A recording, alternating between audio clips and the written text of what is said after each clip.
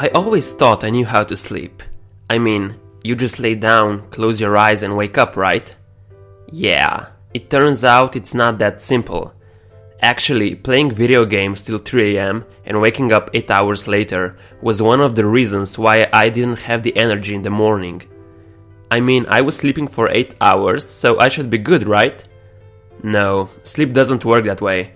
It's not about quantity, it's about quality. In this video, I'll be giving you 7 tips on how you can upgrade the quality of it. Most of us view sleep as a no-brainer, so we scrape by with as little as possible. But sleep can make you lose weight faster, prevent cancer, decrease pain, perform at a high level and have more energy throughout the day.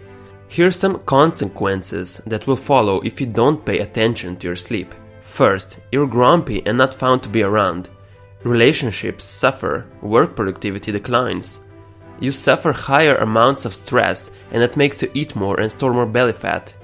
So you're more likely to become obese, get cancer or get depressed. Most people don't realize their sleep problems are also a catalyst for other problems they're experiencing in life. So, upgrading your sleep should be high on your priority list. Let me give you my first tip. Get more sunlight during the day. A great night's sleep begins the moment you wake up in the morning. Your sleep cycle or your circadian rhythm is heavily impacted by the amount of sunlight you receive during the day. That sunlight exposure triggers your body to produce optimal levels of daytime hormones that regulate your biological clock. Getting direct sunlight outdoors for at least half an hour has been shown to produce the most benefit. Too little light during the day and too much artificial in the evening will negatively impact your sleep at night. Which brings us to my second tip. Avoid screens before bedtime. I really wish someone told me this sooner. Cutting out screen time at night is likely the number one thing you can do to improve your sleep quality immediately. Computers, iPads, TVs, smartphones all emit blue light that can give you major sleep problems. That blue light disorients your body's natural preparation for sleep. And I know a lot of people that watch TV before bed.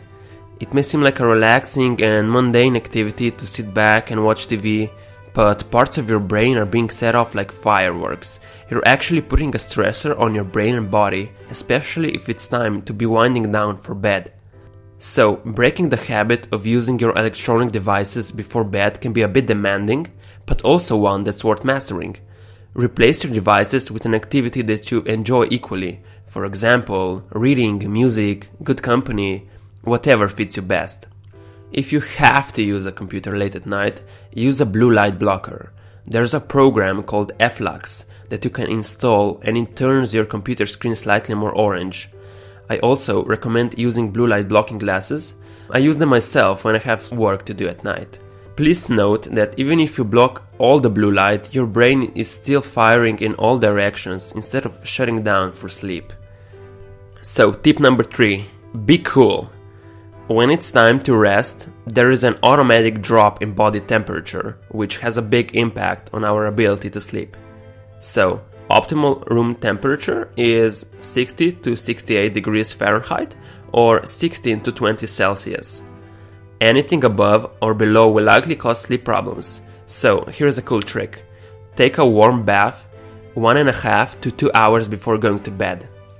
This may sound counterintuitive, but while your core temperature will increase from the bath, it will fall accordingly and level out a little cooler.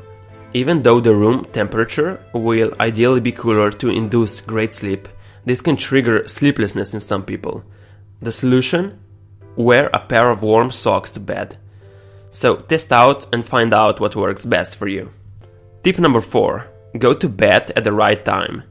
Most human beings get the most beneficial hormonal secretions and recovery by sleeping during hours of 10 p.m. to 2 a.m. Shawn Stevenson calls that money time. You get the most rejuvenating effects during this period. If your body is chronically deprived of the regenerative sleep between those times, then you may still be fatigued when you wake up in the morning. A study published in the International Journal of Cancer found that women who worked the overnight shift had 30% higher incidence of breast cancer. So make sure you go to the bed at the right time. To help reset your sleep cycle so that you're actually tired when the optimal bedtime rolls around, make a habit of getting some sunlight as soon as you jump out of the bed in the morning.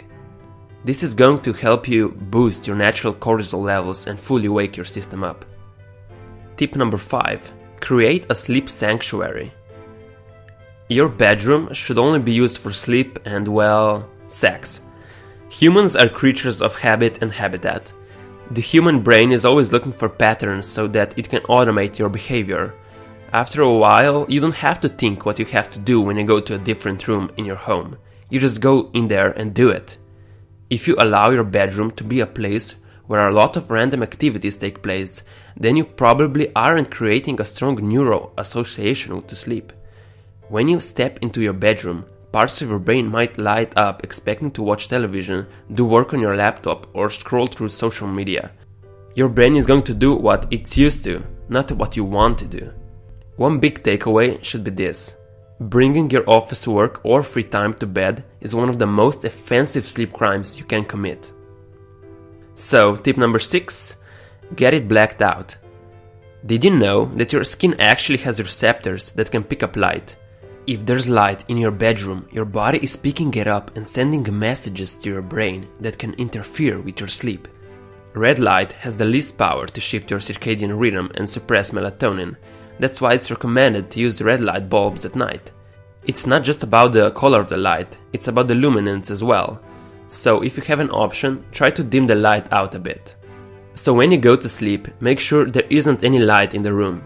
You shouldn't even be able to see your hand in front of you, that's how dark it has to be.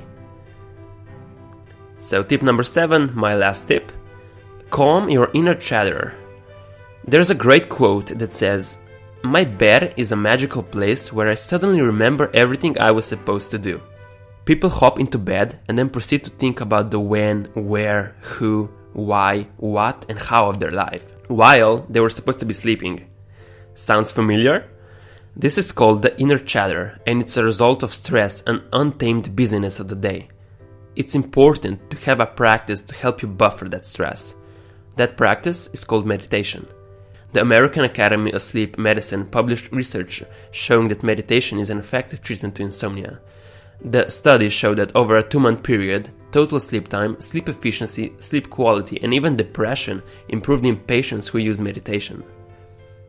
There is a ton of data about beneficial impact of meditation on work performance, productivity, memory, and focus, but that's for another video. So, don't forget to take advantage of this valuable resource today. Alright, thank you for listening. If you liked the video, please like and subscribe. And as always, don't forget to be better than yesterday.